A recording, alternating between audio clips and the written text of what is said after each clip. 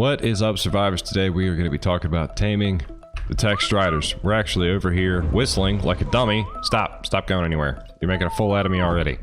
We're over here on our Genesis 2 map, our community PvE map actually, because I've actually gotten stuff to start taming some of these guys and wanted to show you how it was done. Tech Stryders, you'll find them in the Genesis 2 area, in the beginning area, wandering around as robots, and there's a few things that you need to do ahead of time in order to make taming these things even a possibility. We'll talk about what you need real quick, and then we'll talk about where to find and tame them afterwards, and then all their cool abilities. So how to tame these guys? You're going to need mutagel. Mutagel can be found either in the asteroid belt, which we'll probably make another video too about harvesting stuff in the asteroid belt, or by some of the plants that you might find in the Rockwell's innards part of the Eden, I think it's Eden biome, on the other side, the crazier area of the two, down underneath of there.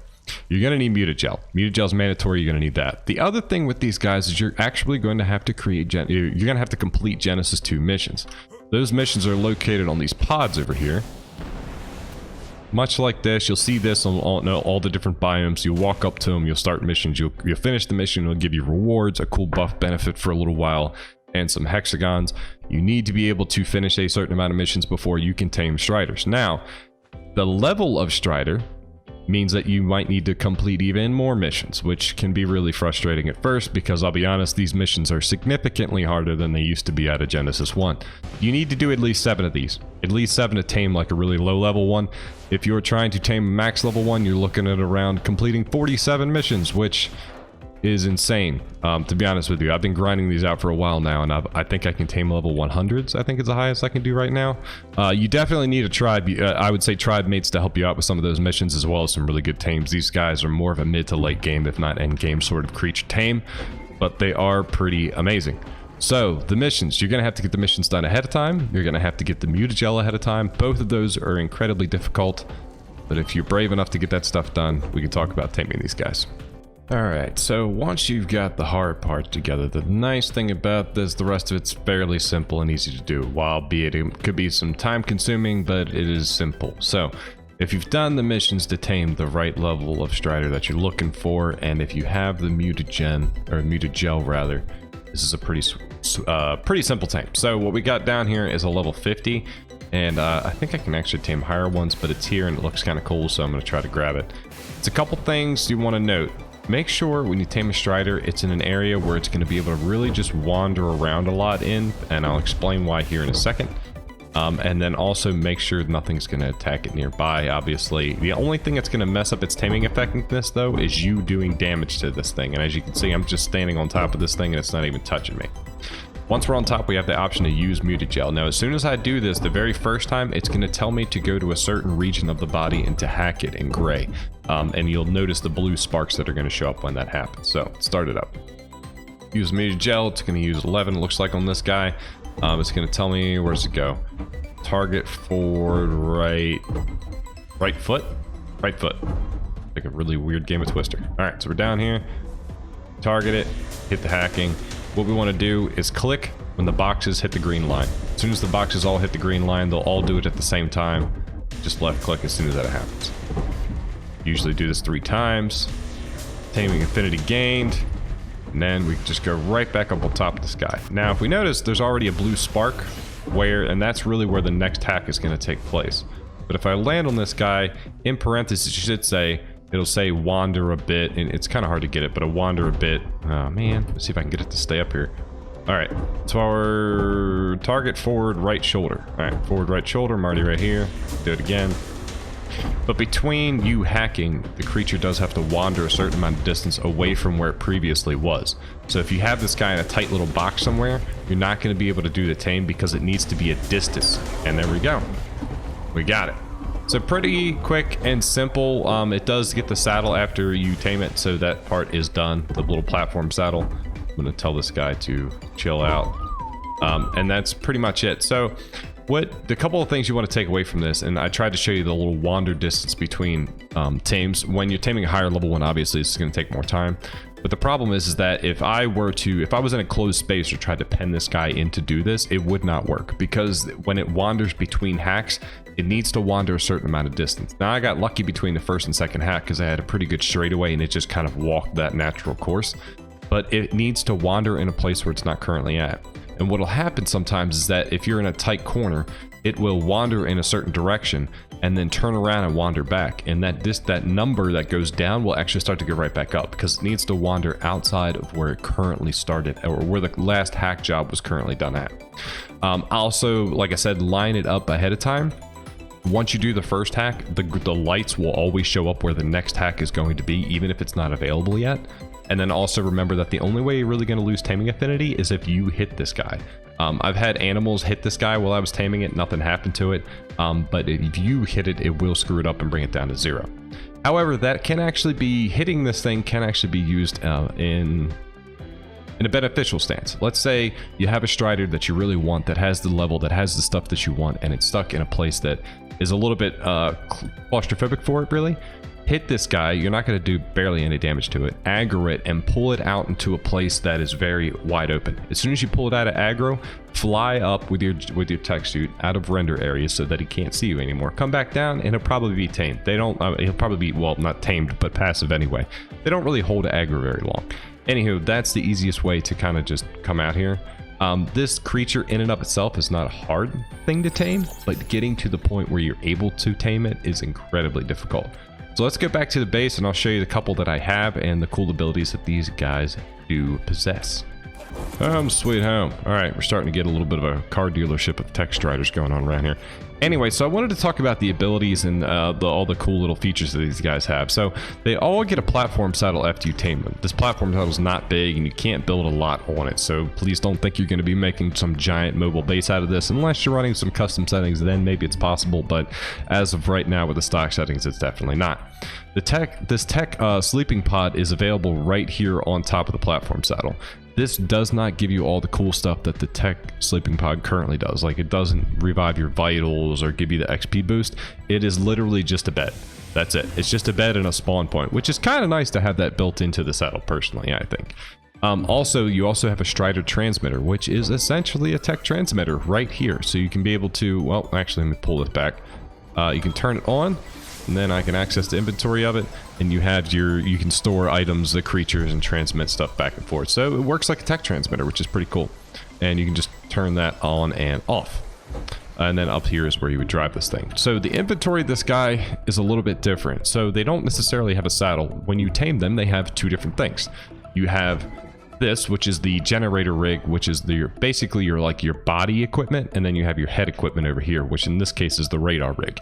These rigs are completely random when these creatures spawn, and I thought originally there was a way to unequip them, but you can't. At least not that I'm figuring. Maybe I'm missing something here, but I do not see a way to unequip these things and change them out with other Stryders. So it's very important, from what I gather, to make sure that these guys have the right equipment on them that you're looking for. And we're going to talk about what all of the equipment does real quick. So there is 4 headpieces and 4 chest pieces, and we'll talk about what each one does.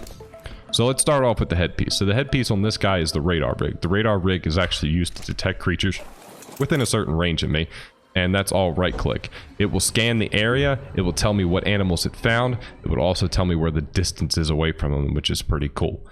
It's not a super long range, and it does have a 35-second cooldown on it, but the ability to just pick up creatures for you, and as you can see, they're highlighted in white up there, the 2 Megalosauruses that I found.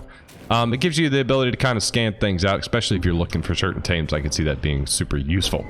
This does work for other stuff too, but that's beside the point.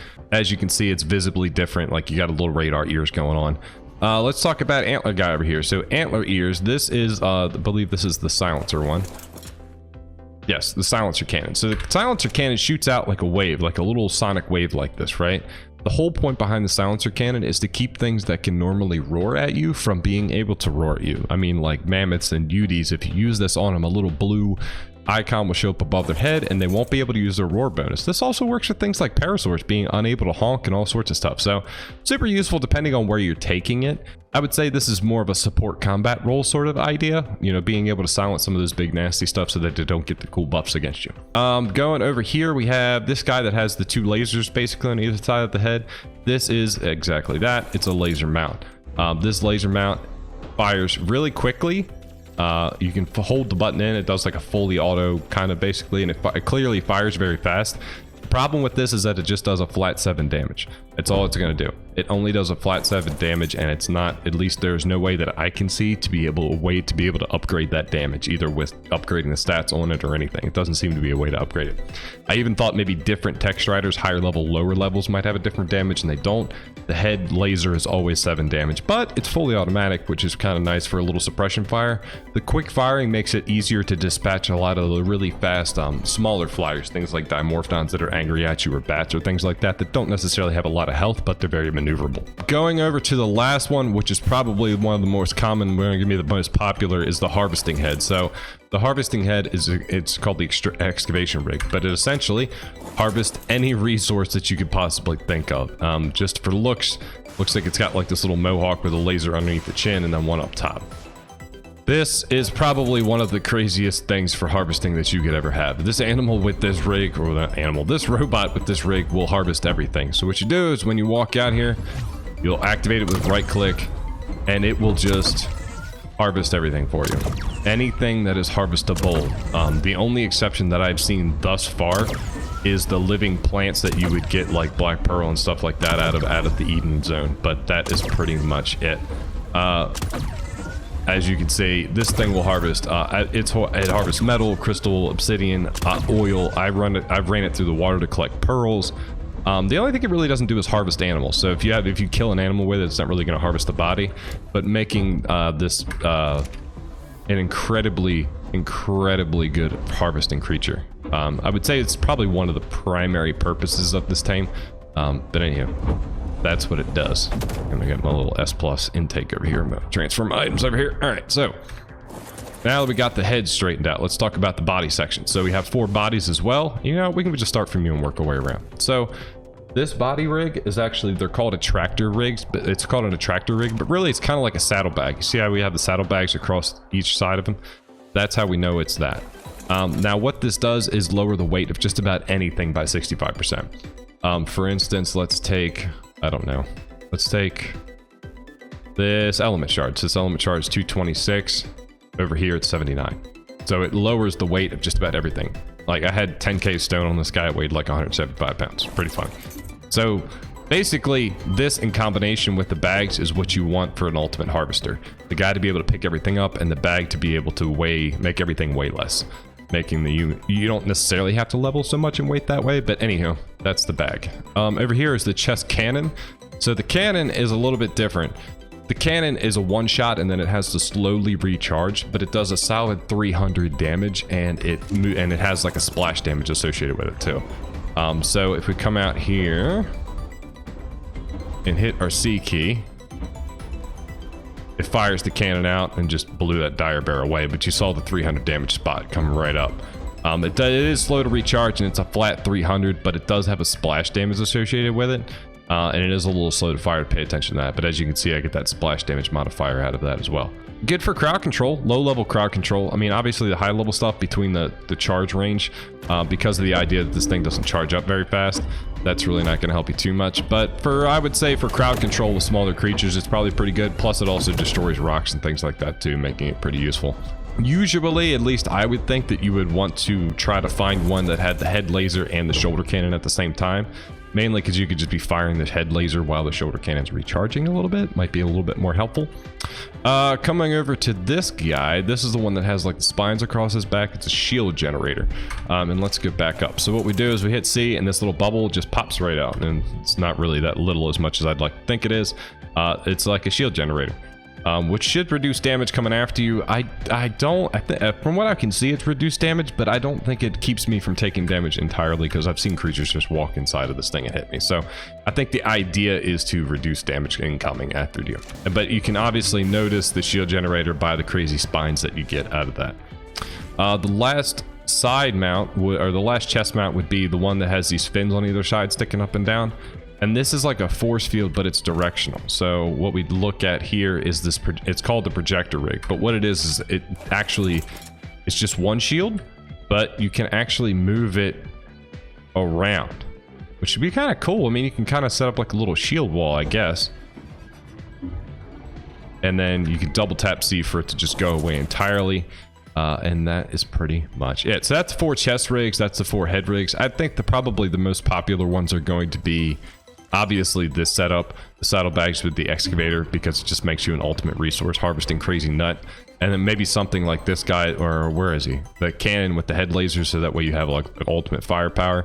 But I can see where people are going to have some experimenting, mixing the combos up. I can't stress enough that you want to make sure you find the right level, not only the right level that you want, but the one that has the right gear that you want ahead of time. Because like I said, it does, maybe there'll be a way to do it later, but there doesn't seem to be a way to do it now unless I'm completely missing something.